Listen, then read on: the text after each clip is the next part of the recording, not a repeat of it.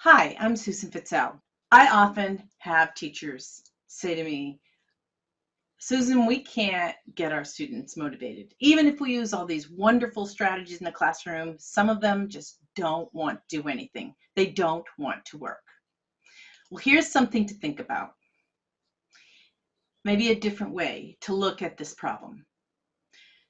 We live in a culture of blame. Everything is somebody else's fault.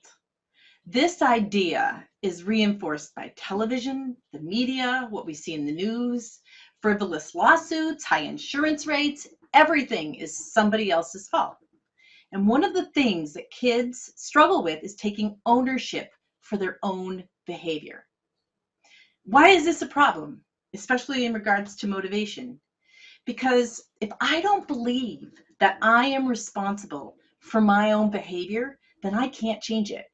If I believe that you did something that made me mad, you did it, then I've given you the power. I can't change you. So when I believe you're the one who's responsible for my behavior, I have no personal power. And I have no control over what happens to me. You see, if I don't feel like I have any control, then I can't be motivated. Why would I be motivated if I don't have a choice? I can't do anything because you have the control. It's your fault. I'm powerless. See, we're seeing this attitude become more and more prevalent in schools. Not every student displays this mindset, but it's definitely an issue that we've seen and experienced as I work in classrooms across the country.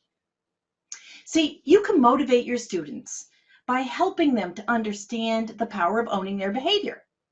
If motivation is about personal power, then when we blame and give away our power, it affects our motivation level.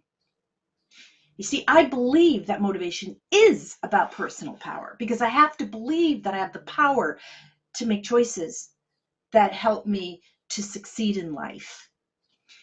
And if I don't feel I have that control, why would I even try? When we own our behavior and say, okay, I can own my own reaction. I own what I do about it, and I own how I can take charge of me. Then I own it. We are motivated then because we have the power to affect our circumstances. See, when I was younger, before I understood my own personal power, I would say, hey, you made me mad. Because back then, that's what I knew. But as I learned more about these concepts, luckily, before my kids were born, I started changing my language in my house. And then I changed it in my classroom. And I'd say, no, I didn't make you mad. I may have triggered your anger. I may have pushed your buttons. But you're the one in control of what you do. I didn't make you do anything. Ownership.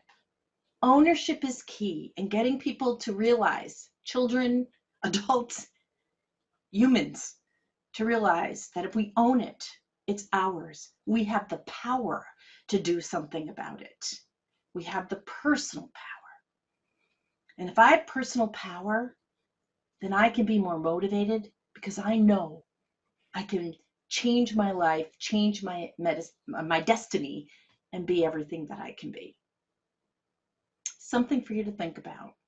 And believe me, I don't always do this perfectly myself, but it's a way I think about life and a way I think about my own personal power and taking responsibility for who I am and who I want to be. And if we can do that with our students, or maybe even our families or the people that work for us, imagine the difference it could make. Thank you for listening. Again, I'm Susan Fitzell, and you can find me at susanfitzell.com. If you like this video, I have an entire playlist on teaching strategies, so check that out. If you found this useful, could you do me a favor and put a nice thumbs up on the video? And if you're not yet subscribed to this channel, what are you waiting for? There's tons here, right? I am Susan Fitzell, and have fun changing the world one student at a time.